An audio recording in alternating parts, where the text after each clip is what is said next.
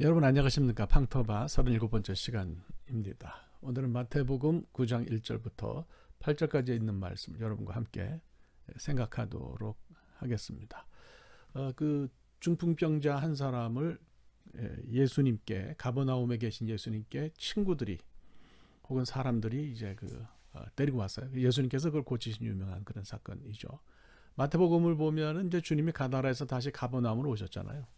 그래서 이제 역시 병자들이 찾아오는데 사람들이 메고 온 중풍병자가 있었어요. 주님께서 그를 고치셨다고 되어 있어요. 오늘 그 본문은 마가복음 2장 1절부터 12절까지에도 기록이 되어 있습니다. 마가복음에서는 네 친구로 나와 있어요. 기록이 좀 더 자세해요. 그래서 우리가 흔히 이걸 이제 기억할 때에 사람들이 중풍병자를 메고 왔다고 하지 않고 네 친구가 메고 왔다고 이렇게 뭐 생각하죠. 뭐 두 개를 합쳐서 여러분들이 이건 이해하셔도 될 거라고 봅니다. 예수님이 계신 집이 얼마나 컸을까요? 가버나움 그 폐허를 가보면 집들이 다 조그매요. 얼망졸망합니다. 방 안에 몇 사람 못 앉았을 거예요. 촘촘하게 둘러앉아도 그저 대여섯 명이면 족한 거죠. 집 문 앞에도 뭐 사람들이 있어서 운신할 자리가 없었고요. 안 되는 거죠. 거기에 이제 환자를 데리고 온 친구들이 있었어요. 물론 다른 환자들도 뭐 많았을 거고요. 이제 그래요. 그 웬만하면은 포기했을 것 같은데 네 사람 혹은 이 친구들이 병상에 누운 이 사람을 그대로 들고 지붕으로 올라갔습니다. 포기를 안 한 거죠. 그래서 뭐 포기하지 말라 이런 얘기는 뭐 여기서 얼마든지 우리가 끊어서 생각할 수도 있는 것 같고요. 자, 지붕에 올라가서요. 주님이 계신 방 위치를 정확하게 파악하고 지붕을 뜯었습니다.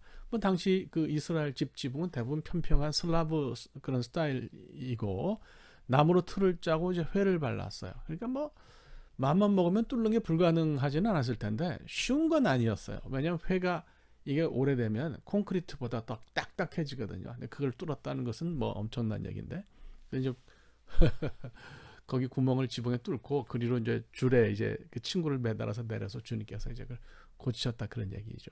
여기서 뭐 다른 건 얘기할 게 없고요. 두 가지 믿음을 봅니다. 첫째는 뭐냐면 친구들의 믿음이죠. 친구들의 믿음은 이렇게 말할 수 있어요. 얘가 나으면 나도 낫는다.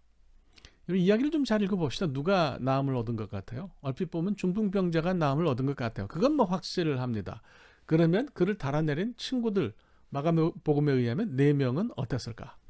가버나움은 이제 카파르나훔, 나훔이라는 사람의 패밀리가 살기 시작해서 마을이 형성된 거죠.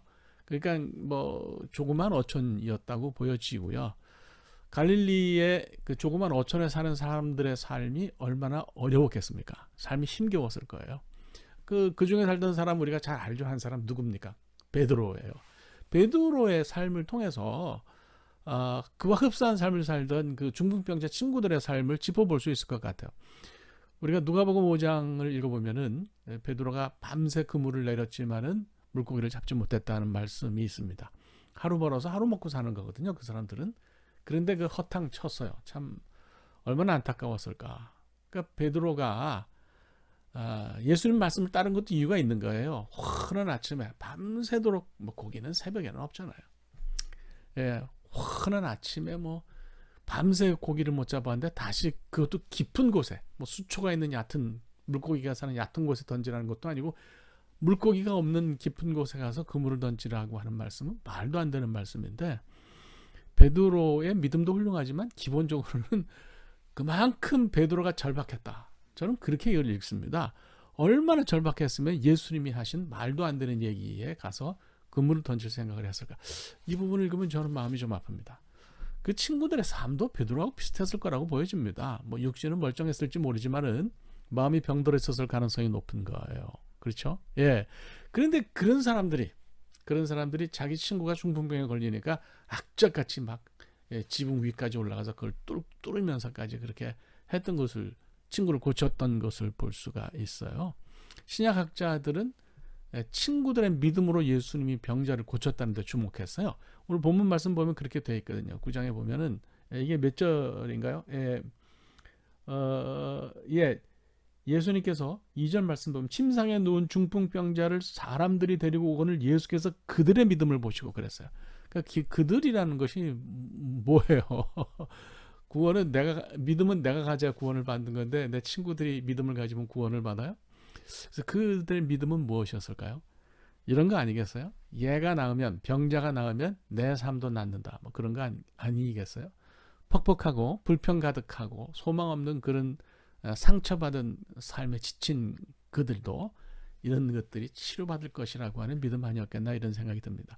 같은 동네 살던 베드로에게 일어나는 일이 어쩌면 그들의 믿음에 불을 질렀을 수도 있습니다. 거기다가 악성 피부병 환자도 나왔잖아요. 이 사람이 돌아다니면서 막 얘기하고 그러니까 이런 것이 확신을 주었고 결국 이것이 이 중풍병자의 친구들에게 믿음을 준 것이 아니냐 이런 생각이 듭니다. 그러니까 시작은 베드로와 악성 피부병 환자였는데 결론은 이 사람들이 중풍병자를 메고 예수님에게 온 거죠. 중요한 건 사실은 그 다음이에요. 중풍병자 친구가 나은 것을 확인한 다음에 네 명에게 어떤 일이 생겼겠습니까? 저는 뭐 이렇게 말씀드릴 수 있어요. 그 순간에 그들의 삶이 뒤집히고 소망이 생겼을 것이다. 야, 우리 믿음이 옳았다. 우리 친구가 낫는 걸 보니 우리도 나을 수 있겠다고 생각했을 것 같아요. 마음이 치료받았겠죠. 어렵고 힘든 갈릴리 어촌에서 하나님을 다시 발견하는 역사가 있었을 거라고 생각합니다. 침상은 헬라말로 크라파토스라고 그러는데요. 이거는 그냥 정식 침대예요. 굉장히 무거운 거죠. 친구만 뭐 들 것 같은데 얹어서 들고 올라간 게 아니고 지붕 위에 아주 무거운 침상채 들고 올라갔어요. 그러니까 저는 여기서 그런 거를 봅니다. 이 사람들도 참 노력을 많이 했구나. 엄청나게 애썼구나. 친구의 병은 드러나는 거예요. 중풍병이니까 몸을 움직이지 못하니까 드러나는데 그 이들의 마음의 병은 보이지 않는 거잖아요. 지친 삶에서 오는 마음의 병, 치료받기 힘든 그런 마음의 병. 근데 자기 친구 중풍병자가 낫는 것을 보면서 이런 그 내밀한 그들의 아픔까지도 치료받았다 이렇게 생각을 할 수가 있는 것 같아요. 자, 친구들의 믿음이 그랬다면 중풍병자 자신의 믿음은 어땠을까요? 본문에는 마가복음이나 마태복음이나 뭐 그런 언급이 없습니다. 예. 그런데 중요한 건요. 아무리 친구들의 믿음이 탁월했다 해도 본인이 믿지 않으면 제가 볼 때는 구원이 없다고 봐야 되는 게 맞아요. 이 중풍병자는 몸은 마비되었지만 의지를 지닌 인간이었다고 생각합니다. 몸이 들려서 지붕으로 올라가야 했고 지붕을 뜯어내는 동안에 그걸 지켜봐야 했고 그 뚫어진 구멍을 통해서 자기가 누운 상이 밑으로 내려졌는데 얼마나 수치스러웠겠어요. 밑에 있는 사람들이 다 손가락질하면서 저거 봐라 저게 이런 일련의 일들이 굉장히 싫었다면 이 사람은 강하게 거부했을 것 같아요. 전신마비가 아니었다면 몸 일부를 사용해서 뭐 거의 발광하지 않았겠어요. 나 싫다고 막 표정도 막 그렇게 짓고 격렬하게 오만상을 쓰면서 이 사람이 반대 의사를 표명했을 텐데 본문은 환자의 반응이나 모습을 기록하지 않습니다. 이거는 뭐냐? 그가 이런 과정에 동의했다고 하는 것을 보여주는 거죠. 저는 여기서 이 환자의 믿음을 봅니다. 이런 망신을 당하는 것이 쉽지 않았을 것이고 과정을 가만히 지켜보는 것도 힘들었을 텐데 동의했다는 거죠. 그렇죠? 이걸 믿음 외에 다른 말로 표현하기가 어렵습니다. 그러니까 이런 믿음이 있었기 때문에 이 사람은 고침을 받았다 이렇게 말씀을 드려요. 우리가 살면서 때로는 적극적으로 어떤 우리의 의사를 표현하지 못하는 때가 있잖아요. 나서서 모든 걸 능동적으로 어떻게 하고 그런 걸 못할 때가 있잖아요. 이럴 때라도 마음으로 동의하고 순종하면 역사가 일어난다고 생각합니다. 이렇게 놀랄만한 상황에서 예수님은 사람들을 고치셨어요. 우리가 그 노래 경연을 들어보면요, 텔레비전 프로그램에서 심사위원들이 노래하는 거 첫 소절만 듣고서 야 끝났다 이렇게 말하는 걸 가끔 봅니다.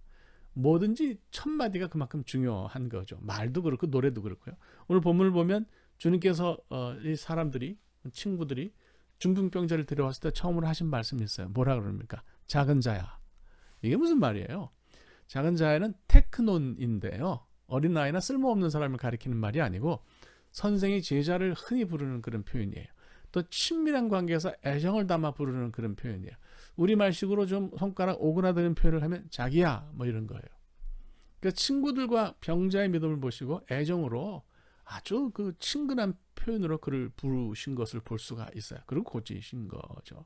그래서 우리는 이제 오늘 여기서 두 가지를 생각합니다. 첫째는 함께 산다는 거예요. 네가 살면 내가 산다. 내가 살면 네가 산다. 양준일이라는 분이 신드롬을 일으켰어요. 69년생이니까 이제 나이도 있는데 조금 지나갔네. 신드롬이 30년 만에 막 다시 히트를 하고 노래를 유행시키고 그래요. 지금 미국에 사는데 이분이 그런 얘기를 합니다. 나는 시든 꽃이었는데 여러분이 자꾸 물 주니 살아났다. 주님이 물을 주시면 나도 살고 너도 살아요. 우리가 다 같이 사는 거죠. 그래서 두 번째로 주님은 우리를 고치시는 거예요. 나만 고치시거나 너만 고치시는 것이 아니라. 지금 참 어렵습니다. 코로나 때문에 힘들고 그런데요. 소망을 가지고 주님을 바라보면 주님께서 우리를 고치신다고 생각합니다. 중풍병자 친구의 믿음과 그의 믿음을 우리가 한번 깊이 생각하면 좋겠습니다. 오늘 여기까지 하겠습니다. 감사합니다.